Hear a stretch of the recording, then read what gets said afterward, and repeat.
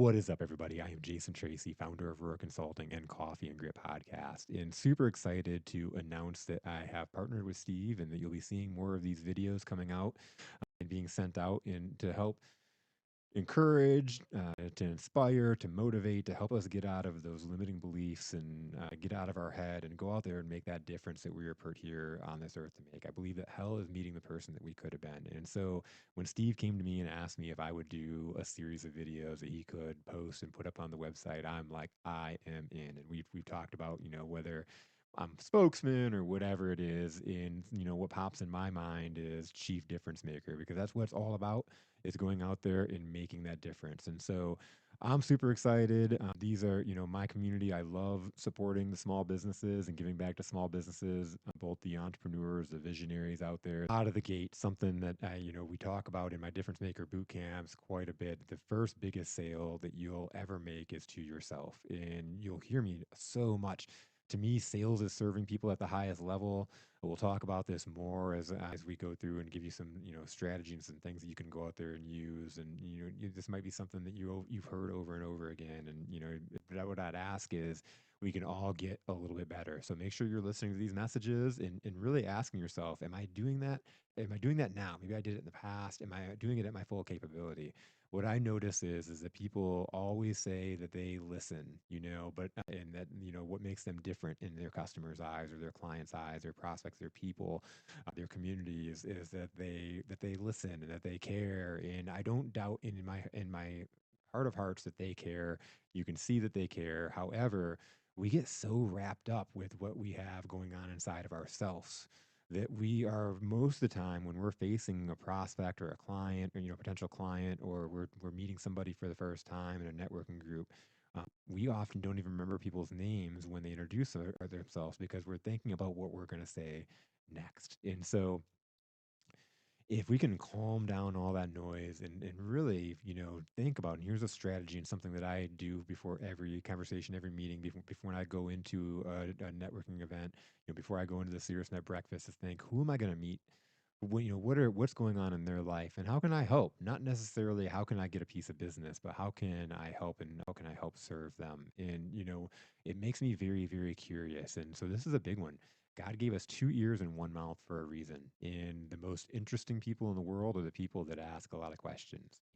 It's not what we say, it's not what we do, it's how we make people feel inside. And so a lot of us say that what makes us different is that we listen, that we care. And I have no doubt that you care. I have no doubt at all. But I do know that most of us are not out there listening, and we're not asking really, really good questions. And so that's a secret number one, is just get really good and get really curious with who the people are in front of you, and ask really open-ended questions. You can really control a conversation and get a lot of information from somebody and get know, like, trust, just by asking the who, what, where, when, and how. And here's a bonus question for you, something that I could sit and do an hour-long podcast on. Just tell me more about that.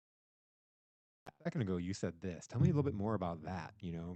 Hey, a second ago you told me about this, tell me a little bit more about that. And you can get people really diving deep. Here's a story. Several years ago I was working for a company, and my the husband of the owner of the company, my boss, my direct boss, was a lawyer at a law firm, and I'd worked for her for several years, and I had never got to know her husband very well. And she'd made remarks that he was kind of a pretentious guy, and he kind of carried himself that way. Well, one year at a holiday party, I saw him kind of standing in a corner off to himself. And so I approached him and I started asking him questions, because I didn't know him. I wanted to know more about him. I wanted to know more about his law practice, what he did, what kind of law he practiced. And so I was asking him questions, asking him more about what he was doing. And he got really into describing what it was he was doing. And so it was, again, like, oh, Mo, tell me more about that. And we had a conversation for probably about 30, 40 minutes. And, I left the event, and a couple days later, I saw Debbie, the owner of the company, and she was like, what did you say to Rick? And I'm like, what do you mean? And she was like, Rick has been raving for the last several days about how you're the best conversationalist that he's ever met in his whole entire life. Now, think about that for a minute. Now, I wasn't trying to sell him anything, right? I wasn't though I wasn't asking him anything because I had any kind of intention in mind. However, if through my line of questioning, I find a way that I can serve him and there's something that I can do that can take care of him, do you think at the end that he trusts me? Do you think at the end that if I said, "Hey, based on based off what you're telling me here, I think this, and I would recommend you blah blah." Do you think that he would trust what I was saying when he just had in his mind and he's thinking in his head that I'm the best conversationalist he's ever met? I've got the buy-in, right? And it's not faking somebody. I'm truly curious. I'm truly interested. You can't fake that. If you're just asking questions in order to pounce and sell somebody, they're going to see that and they're going to read that. However, I say, and we'll talk about this more in depth in future videos, so stay tuned. I believe that just like the Navy SEALs believe that in times of chaos, we don't rise to the occasion, we fall back to our level of training. And something that I think that is so common and why I do what I do and why I jumped at the chance when Steve asked me if I would make these videos for the Caerusnet fam to empower the Caerusnet family. I jumped on it is because so often we're trying to be business development self and then personal self. We're trying to be professional self and personal self. And I believe that somewhere that meets in the middle. And so what we focus on in my difference maker boot camps is becoming difference maker or a business development self. It becomes that mix of who you are as a person. It's who you are as a fallback. Now I'm not talking about salesy, but I'm talking about you're having a conversation with a friend and they ask you what you're up to and you share a story and they say, "Ooh, I think I need your help. I think I need you."